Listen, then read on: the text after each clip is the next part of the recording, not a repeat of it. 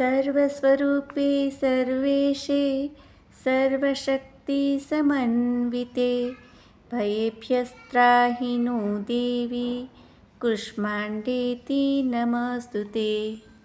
सबको नवरात्रि की बहुत बहुत शुभकामनाएं। आज ये चतुर्थ नवरात्रा और चतुर्थ नवरात्रि में की जाती है माँ कुष्मांडा की आराधना। माँ कुष्मांडा की पूजा भक्ति करने वाले साधक की सभी मनोकामनाएं पूर्ण होती है और भक्तों को सुख सौभाग्य की प्राप्ति होती है। इसके साथ ही पढ़ने वाले विद्यार्थी यदि कुष्मांडा देवी की पूजा करें तो उनके बुद्धि विवेक में वृद्धि होती है। माँ कुष्मांडा की पूजा करने से आयु, यश, बल, बुद्धि में वृद्धि होती है एवं रोग, शोक, भय वगैरह का विनाश होता है और भक्तों की सारी मनोकामनाएं माँ पूरी करती है। क्या है माँ की कथा, आइए शुरू करते हैं। देवी पुराण के अनुसार सृष्टि के आरंभ से पहले अंधकार का साम्राज्य था। उस समय आदि शक्ति देवी कुष्मांडा के रूप में वनस्पतियों एवं सृष्टि की रचना के लिए जरूरी चीज़ों को संभालकर सूर्यमंडल के बीच में विराजमान थी। सृष्टि रचना का जब समय आया तब उन्होंने ही ब्रह्मा, विष्णु एवं शिव की रचना की। इसके बाद सत, रज और तम गुणों से 3 देवियों को उत्पन्न किया जो सरस्वती, लक्ष्मी और काली के रूप में प्रकट हुई। सृष्टि चलाने में सहायता प्रदान करने के लिए आदि शक्ति ने ब्रह्मा जी को सरस्वती, विष्णु को लक्ष्मी एवं शिव को देवी काली सौंप दिया। आदि शक्ति की कृपा से ही ब्रह्मा जी सृष्टि के रचयिता बने, विष्णु पालनकर्ता और शिव संहारकर्ता बने। और दूसरी कथा के अनुसार नवरात्रि के चौथे दिन देवी को कुष्मांडा के रूप में पूजा जाता है। अपनी मंद हल्की हंसी के द्वारा अंड यानी ब्रह्मांड को उत्पन्न करने के कारण इस देवी को कुष्मांडा के नाम से अभिहित किया गया है।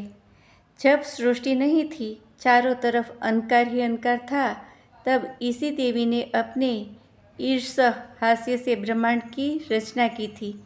इसलिए इसे सृष्टि की आदि स्वरूपा या आदि शक्ति कहा गया है। कुष्मांडा देवी की 8 भुजाएं हैं, इसीलिए ही वे अष्टभुजा कहलाई।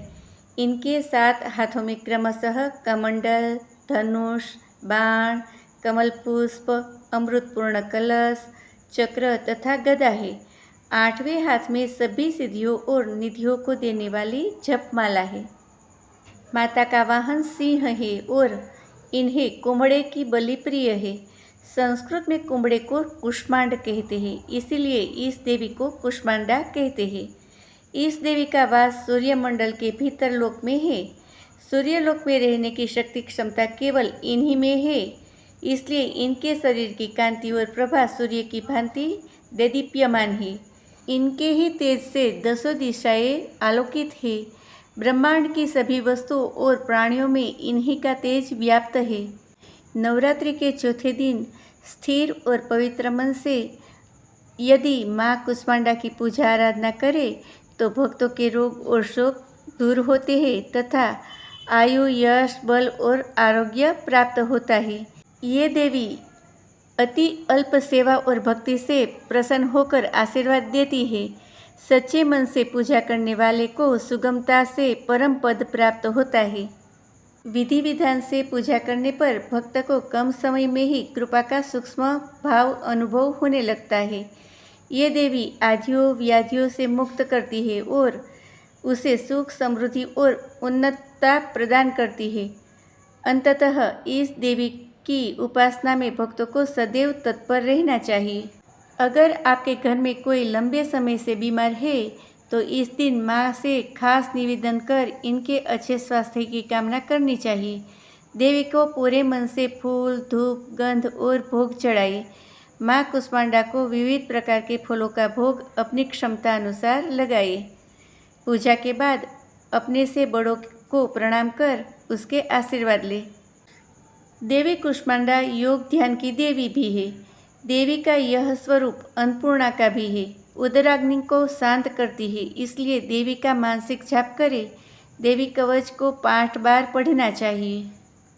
माता कुष्मांडा की आराधना इन मंत्रों से की जा सकती है।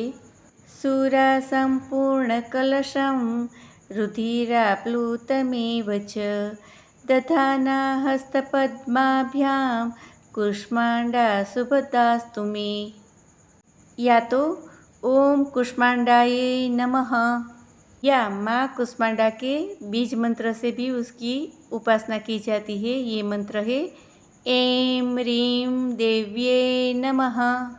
दूसरा मंत्र है वंदे वांछित कामार्थे चंद्रार्धकृतशेखरां सिंहरूढ़ा अष्टभुजा कुष्मांडा यशस्विनीं।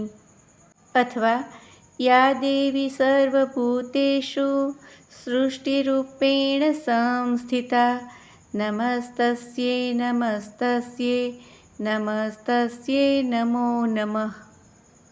हे माँ सर्वत्र विराजमान और कुष्मांडा के रूप में प्रसिद्ध अम्बे, आपको मेरा बार बार प्रणाम है, या मैं आपको बारंबार प्रणाम करता हूँ। हे माँ मुझे सब पापों से मुक्ति प्रदान करे।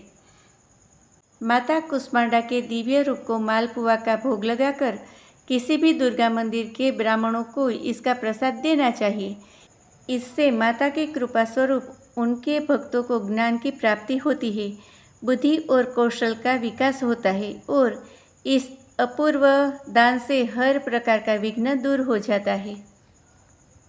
तो चौथे नवरात्र पर सब मिलकर माँ कुष्मांडा की आराधना करें और उसकी कृपा प्राप्त करें। सभी को शुभ नवरात्रि की अनेक शुभकामनाएं। जय माता दी। राधे राधे।